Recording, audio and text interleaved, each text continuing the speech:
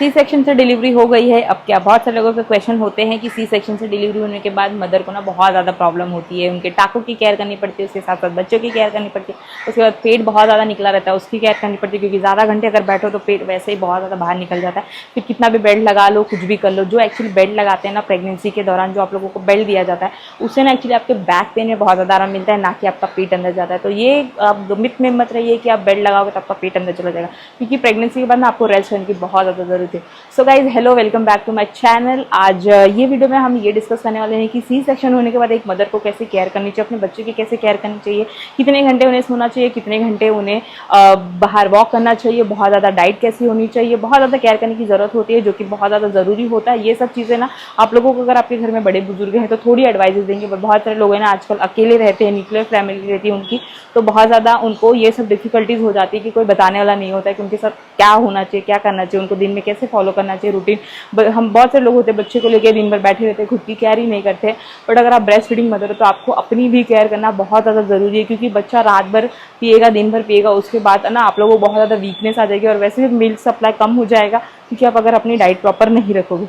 चलिए वही सब हम ये वीडियो में डिस्कस करने वाले हैं गाइस। तो चलिए वीडियो को शुरू करते हैं। और यहाँ पे ना ये चीज़ें बहुत ज़्यादा ज़रूरी होती हैं कि अगर आप ब्रेस्ट फीडिंग मदर हो तो आपकी जो डाइट है ना वो बहुत ज़्यादा स्ट्रांग होनी चाहिए। जैसे ही आप लोगों का हॉस्पिटल से डिस्चार्ज होता है घर पे आने के बाद, क्योंकि हॉस्पिटल में आप होते हैं तो आपको बहुत हल्का फुल्का खाना दिया जाता है, क्योंकि आप लोगों का ऑपरेशन हुआ रहता है, तो वहाँ पे ना आप लोगों को बहुत हल्का फुल्का खाना दिया जाता है। उसके बाद घर आने के बाद ना आपकी जो डाइट है वो स्ट्रांग होनी चाहिए। डाइट में क्या क्या होना चाहिए मैं आप लोगों को बता दूँ। एक्चुअली ड्राई फ्रूट बहुत ज़्यादा इंक्लूड करने की ज़रूरत है, फ्रेश फ्रूट भी बहुत ज़्यादा इंक्लूड करने की ज़रूरत है, और दलिया वगैरह खाइए, जिससे ना आप लोगों का जो मिल्क होता है सप्लाई वो बहुत ज़्यादा बढ़ जाता है। और बेबी को अगर आप ब्रेस्ट फीडिंग पूरा करा रहे, बाहर का दूध बिल्कुल नहीं दे रहे, यानी फॉर्मूला मिल्क बिल्कुल नहीं दे रहे हो, तो यहाँ पे ना आप लोगों का जो साइकिल है मतलब खाने का बहुत ज़्यादा प्रॉपर होना चाहिए। क्योंकि अगर आप सुबह बहुत ज़्यादा अच्छी डाइट ले रहे हो, दोपहर को ले रहे हो, शाम को नहीं ले रहे हो, तो रात भर आप बेबी को कैसे ब्रेस्ट फीड कराओगे, समझ रहे हो। तो यहाँ पे ना ये चीज़ बहुत ज़्यादा ज़रूरी होती है कि आपका जो रूटीन है वो प्रॉपर होना चाहिए। तो उसमें ड्राई फ्रूट सुबह 12 बजे के पहले ना आप लोगों की जो भी चीज़ें खाने की होना उसमें ड्राई फ्रूट्स वगैरह हो।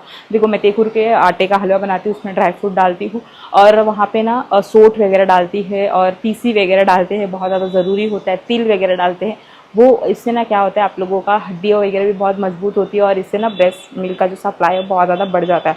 बेबी प्रॉपर पिएगा, मतलब उसको जब मिल्क प्रॉपर मिलेगा, प्रॉपर नींद होगी, आप लोगों को ज़्यादा डिस्टर्ब नहीं करेंगे, आपके बेबी रात भर सोएंगे, क्योंकि आप उन्हें अच्छे से ब्रेस्ट मतलब फीड करा दोगे तो वो अच्छे से सोएंगे। क्योंकि वो जब भूखे होते हैं तो थोड़े थोड़े समय पे उठ जाते हैं, क्योंकि उनको भूख लगे, एक पी करेंगे तो उठ जाएंगे, एक टाइम थोड़ा सा टट्टी कर लेंगे, पॉटी कर लेंगे तो उठ जाएंगे, क्योंकि अगर उनका पेट है ना बहुत ज़्यादा छोटा होता है तो थोड़ा थोड़ा वो पीते हैं, इसके लिए खाली हो जाए। मैंने अपनी हर वीडियोज़ में ना ये बोला है कि आप ब्रेस्ट फीडिंग मदर हो या फिर आप प्रेग्नेंट हो या फिर आप मतलब आपकी प्रेगनेंसी यानी कोई भी स्टेज हो, दाल का पानी पीना बहुत ज़्यादा ज़रूरी होता है। एक एक्चुअली ना ये एक सेकेंड सोर्स ऑफ प्रोटीन मिलने का मतलब ज़रिया है, जो कि अगर आप प्रोटीन बहुत ज़्यादा इंटेक नहीं कर रहे हो बट आप दाल पी रहे हो, क्योंकि घर में हर एक ही अवेलेबल होती है, बाहर से पनीर वगैरह आप नहीं ला पाओगे, हर दिन नहीं पॉसिबल होता है कि पनीर ही खाओ, तो वो सब चीज़ें अगर आप नहीं खा पा रहे हो तो दाल का पानी पीना, दाल पीना बहुत ज़्यादा ज़रूरी होता है। अपनी डाइट में दाल इंक्लूड कीजिए, दलिया वगैरह खाइए, बहुत ज़्यादा ज़रूरी होता है।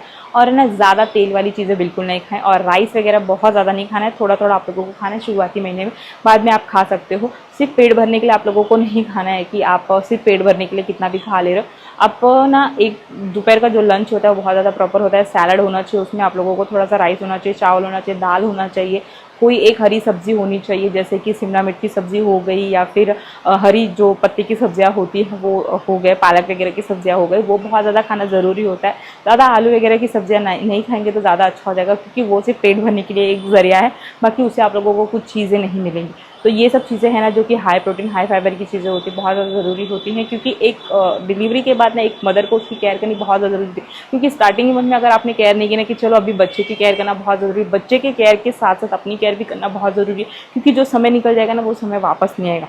तो आप लोगों को ना यहाँ पे अपनी केयर के साथ साथ अपने बच्चे की भी केयर करनी पड़ेगी। और वहीं बच्चा आने के बाद है ना लोगों की नींद उड़ जाती है, मतलब कि नींद ही पूरी नहीं होती। बहुत सारे मदर लोग को यही कंप्लेन होती है कि बच्चा रात को तो सोता नहीं, और रात को जो नींद पूरी नहीं होती तो पूरे दिन चिड़चिड़ापन होता है, इरिटेशंस होते हैं, कोई काम में मन नहीं लगता है, क्योंकि जो अकेले हैं उन्हें खुद जो बनाएंगे वही खाएंगे, क्योंकि कोई देने वाला तो है नहीं। मतलब स्टार्टिंग के मन में भले आपको 1-2 महीना कोई केयर कर दे, मतलब आप मम्मी के यहाँ पे जाओ, कितना दिन आप रहोगे, क्योंकि मैं मेरी मॉम के यहाँ पे हूँ और मैं यहाँ पे ना 6 महीने रहने वाली हूँ, क्योंकि मेरी जो मतलब कि मुझे ना कहीं मतलब मैं खुद बना के तो नहीं खा सकती, मेरी वही सिचुएशन है कि मैं को कोई दे खाने के लिए तो ही मैं खाऊंगी। इसके लिए मैं मेरी मम्मी के यहाँ पे, तो मेरी भी यही आप लोगों से एडवाइस है कि आप है ना किसी के अंडर ही रहिए, क्योंकि आप लोगों को उस वक्त जो आपको केयर मिलेगी ना, वो फिर बाद में आप कितनी भी केयर कर लो वो कोई काम नहीं आने वाली। इसके लिए आप लोगों को ना प्रेगनेंसी के एटलीस्ट 6 महीने तक ना अपनी बॉडी की केयर करनी है, बेबी की भी बॉडी की केयर करनी है, क्योंकि उस वक्त जो बेबी का जो ग्रोथ होगा ना वो फिर बाद में नहीं होगा। उस वक्त बेबी अगर अंडर ग्रोथ में रहेगा तो फिर बाद में बेबी की ग्रोथ अच्छी नहीं हो पाएगी। और आपका भी अगर बॉडी बहुत ज़्यादा डिस्टर्ब मतलब कि चेंज हो गया, अगर आप जैसे कि तैसे रह गए, ज़्यादा आपको चीज़ें नहीं मिली, बहुत ज़्यादा वीक रह गए, और यहाँ पे ना डॉक्टर्स ने आप लोगों को आयरन की और कैल्शियम की जो टैबलेट दी है वो खाना बहुत ज़्यादा ज़रूरी होता है। कैल्शियम की टैबलेट आप लोगों को 3 महीने खानी होती है और आयरन की जो टैबलेट है वो 6 महीने खानी होती है। तो मुझे डॉक्टर ने यहाँ पे ये चीज़ें एडवाइस किया जो मैं कंटिन्यू करी। ये जब मैं प्रेग्नेंट थी तभी भी ये करती थी, और अभी जब मेरी डिलीवरी हो गई है तब ये चीज़ें, क्योंकि ब्लड बहुत ज़्यादा कम था और ऑपरेशन की वजह से ना बैक पेन वगैरह, हड्डियों में पेन बहुत ज़्यादा हो जाता था। तो यहाँ पे ना अगर आपका बेबी रात को नहीं सो रहा है तो आपको क्या करना है, उसकी स्लीप साइकिल चेंज करने की ज़रूरत है। अगर वो रात को सोएगा उससे आप भी सोओगे, आप भी रिलैक्स रहोगे। दिन भर आप अगर नहीं भी सो ज़्यादा टाइम तो भी आप लोगों को अच्छा लगेगा, क्योंकि रात की जो नींद है वो रात को ही पूरी हो तो ही अच्छा होता है, वो दिन में पूरी नहीं हो सकती, आप कितना भी सो लो। तो इसके लिए ना यहाँ पे ये ज़रूरी है, और डॉक्टर्स और सब लोग यही बोलते हैं कि जब बच्चा सोया तब आप सोए, बट ये पॉसिबल नहीं है। आप सबको भी पता है, मुझे भी पता है कि ये पॉसिबल बिल्कुल नहीं कि जब बच्चा सोया रहे तब आप करो, क्योंकि बच्चा सोता है तो आपका नहाना बाकी रहता है, आपका पूजा करना बाकी, आपका कुछ खाना बाकी, आपका कुछ घर का काम बाकी, तो आप उस सब में लग जाते हैं। तो वो तो बिल्कुल पॉसिबल नहीं। इसके लिए रात की नींद रात को ज़रूरी है। तो बच्चे की जो स्लीप साइकिल है वो थोड़ी चेंज करो।